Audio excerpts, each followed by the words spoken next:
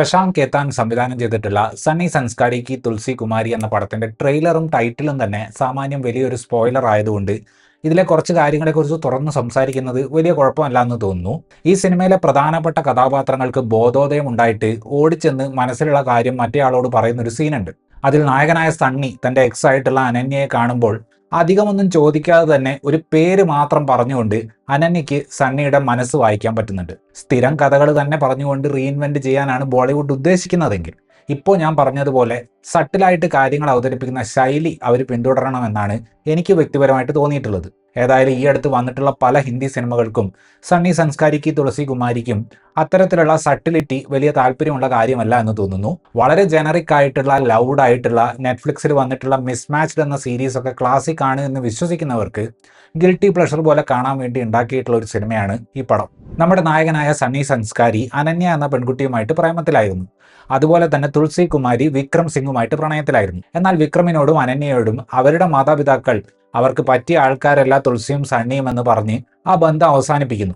വിക്രമിനെയും അനന്യയെയും കല്യാണം കഴിപ്പിക്കാൻ നോക്കുമ്പോൾ തങ്ങളുടെ പ്രണയം വീണ്ടെടുക്കാൻ വേണ്ടി സണ്ണിയും തുളസിയും ഒരു കപ്പിളായിട്ട് ആ ഒരു കല്യാണത്തിലേക്ക് ഇടിച്ചു കയറി വരുമ്പോൾ ഉണ്ടാകുന്ന സംഭവങ്ങളാണ് ഈ പടത്തിൽ നമ്മൾ കാണുന്നത്.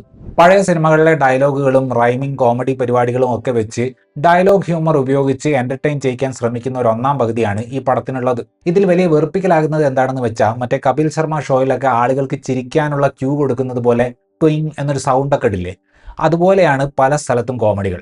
ഇതിൽ സണ്ണിയും തുളസിയും തമ്മിലുള്ള റിലേഷൻഷിപ്പ് ഗ്രോ ചെയ്യുന്നത് രസകരമായിട്ട് സ്ക്രീനിൽ അവതരിപ്പിക്കാൻ അവർക്ക് കഴിഞ്ഞിരുന്നെങ്കിൽ കഥയിൽ പുതുമയില്ല എന്നതും അവസാനം എന്താണ് സംഭവിക്കാൻ പോകുന്നത് എന്ന് ആർക്കും അറിയാമെന്നതും ഒക്കെ പ്രേക്ഷകൻ സൗകര്യപൂർവ്വം മറന്നേനെ. ബാക്കി ഓവറാക്കിയ ഡ്രാമയും കോമഡിയും ഒക്കെ എഴുതുന്നതിന്റെ നടുവിൽ അയ്യോ റൊമാൻസ് മറന്നുപോയല്ലോ എന്ന് വിചാരിച്ചിട്ട് റൊമാൻറ്റിക് സീനുകൾ കുത്തിക്കയറ്റിയതുപോലെയാണ് ഇതിന്റെ തിരക്കഥ ഒരുക്കിയിട്ടുള്ളത്. പടത്തിന്റെ അവസാനത്തേക്ക് വരുമ്പോൾ നമ്മൾ പ്രതീക്ഷിച്ചതിൽ നിന്ന് ചെറുതായിട്ട് പടം മാറി സഞ്ചരിക്കുമോ എന്നൊരു ചെറിയ എക്സൈറ്റ്മെന്റ് തോന്നിയിരുന്നു. പക്ഷേ നിർഭാഗ്യവശാൽ അവർക്ക് റിസ്ക് എടുക്കാൻ താല്പര്യമില്ലാത്തതുകൊണ്ട് പടം ക്ലീഷേ തന്നെ ആവുകയാണ്. ശശാങ്ക് ഖേത്താനോടൊപ്പം ഇഷിത മൊയ്ത്ര സഹരചന നടത്തിയിട്ടുള്ള ഈ സിനിമയുടെ ഫണ്ടമെന്റൽ പ്രശ്നം മോശം എഴുത്ത് തന്നെയാണ്. പടത്തിന്റെ പ്രിമൈസ് തന്നെ ഒട്ടും എക്സൈറ്റിംഗ് അല്ലാത്ത ഒന്നാണ്.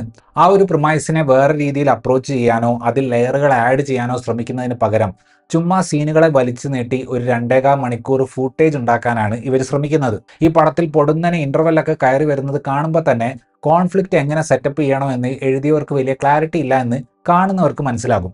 വിമൻ എംപവർമെന്റിനെയും ടോക്സിക് റിലേഷൻഷിപ്പിനെയും ഒക്കെ സിനിമയിൽ ഉൾക്കൊള്ളിക്കാൻ വേണ്ടിയിട്ടാണ് വിക്രം എന്ന കഥാപാത്രത്തിന്റെ ഏട്ടത്തി അമ്മയെ തിരക്കഥ ഉപയോഗിക്കുന്നത്.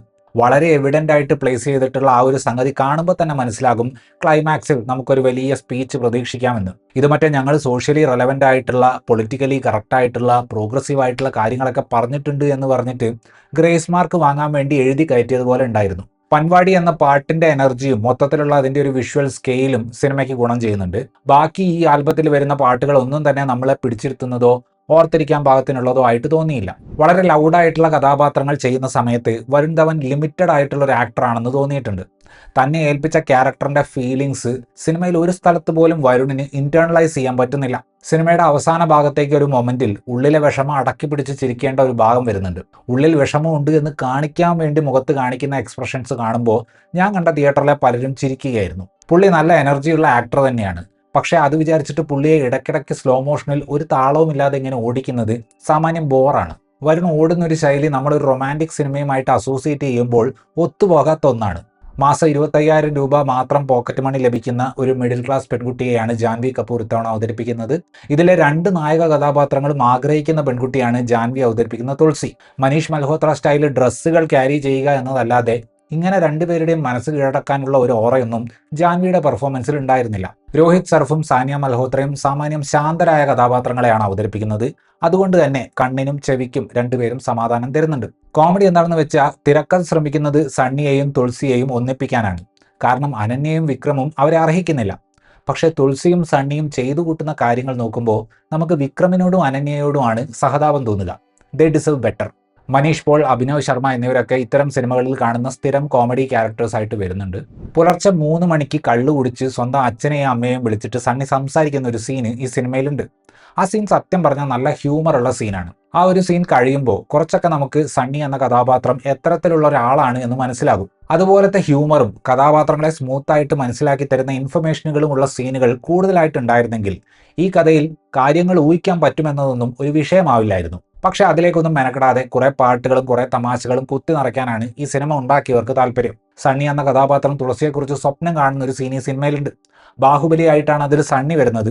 എൻ്റെ ഊഹം തെറ്റിയിട്ടില്ലെങ്കിൽ തുളസി വരുന്നത് ദേവസേനയായിട്ടാണ്. എനിക്ക് മനസ്സിലാവാത്തത് ഇവന്മാരെന്തിനാണ് ദേവസേനയ്ക്ക് തലയിൽ മുല്ലപ്പൂ വെച്ച് കൊടുത്തത് എന്നാണ്.